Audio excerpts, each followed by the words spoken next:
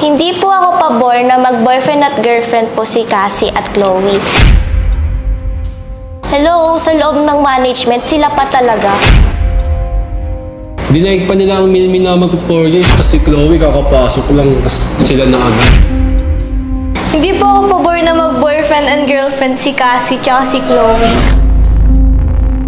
Ano yun, pumasok lang si Chloe para makipag-boyfriend-boyfriend dito? Eh, bawal yun.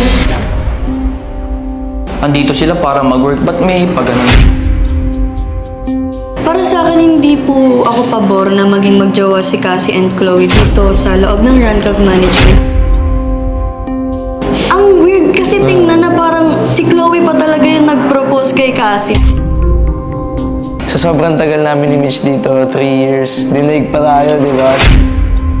Siyempre, hindi ako pabor sa pagiging mag-boyfriend at girlfriend ni Cassie at Chloe. Kaya kung ako sa'yo, girl, huwag kang masyadong magpakakampante at magpakasaya. At dahil sa ginawa ninyo, alam nyo ba na ito ay may kaukulang parusa? At dahil dyan, ikaw, Cassie and Chloe, ay pinapatawan ko ng